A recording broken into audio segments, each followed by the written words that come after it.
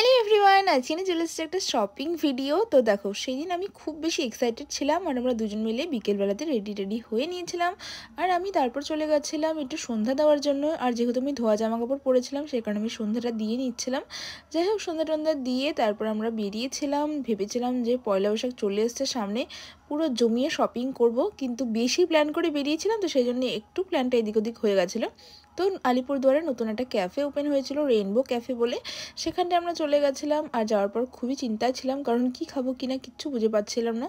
Finally আমরা chowmein order করেছিলাম। আর এখান থেকে ভালোই বাইরের দিকটা দেখা যাচ্ছিলো, সুন্দর ছিল জায়গাটা। আর যেহেতু নতুন রেস্টুরেন্ট, ভালোই লাগছিলো দেখতে জায়গাটা। তো যাই হোক, তোমরাও কিন্তু চাইলে যেতে পারো। আর আজকে যেহেতু ওপেনিং ছিল, তাই আমাদেরকে কোল্ড ড্রিঙ্কস দিয়েছিল।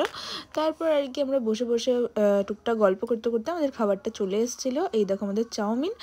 আর তারপর আমরা দুজন মিলে খাওয়া দাওয়া শুরু করলাম। আর খাওয়া দাওয়া করতে করতে আর ভিডিও নেওয়া হয়নি। আর তারপর আমরা বেরিয়ে পড়েছিলাম ওখান থেকে বেরিয়ে আমরা সোজা চলে গেছিলাম চৌপতির দিকে। আর আমি পুরো এক্সাইটেড যে গিয়ে কী কিনবো কী না সেসব চিন্তা করছিলাম। গিয়ে দেখলাম দোকানপাট সব বন্ধ, কারণ আজকে ছিল মঙ্গলবার। ব্যাস, হয়ে গেল আমার পুরোপুরি অবস্থা খারাপ। তারপরে আর কি করব, আমরা চলে গেলাম একটু ফ্যাশন ফিউশন, ওখান থেকে প্রাইমার্ট। আর আমার কোথাও গিয়ে কিচ্ছু পছন্দ হচ্ছিল না, আমার প্রচণ্ড পরিমাণ রাগ উঠছিল। অ্যাকচুয়ালি যেটা প্ল্যান করে বেরিয়েছিলাম সেটা হয়নি বলে আমার এত অবস্থা। তারপর যাই হোক, অনেক কষ্টে আমার একটা ড্রেস পছন্দ হয়েছিল, সেটা আমি নিয়েছিলাম। তারপর আমরা প্রাইমার্ট থেকে বেরিয়ে সোজা গেছিলাম জুতার দোকানে, কিন্তু জুতা আমাদের পছন্দ হচ্ছিল না, তাই আর জোর করে কিনিনি। তারপর আমার একটু ড্রয়িংয়ের জিনিস নেওয়ার ছিল, সেটা নিয়ে নিলাম। তারপর একটু ফল কিনলাম বাড়ির জন্য। অ্যান্ড আমাদের বাড়ির সামনে না হচ্ছিল কীর্তন, তো আমি সেখানে গেছিলাম। সেখান থেকে এসে দিনটাকে এন্ড করে দিয়েছিলাম। Bye bye.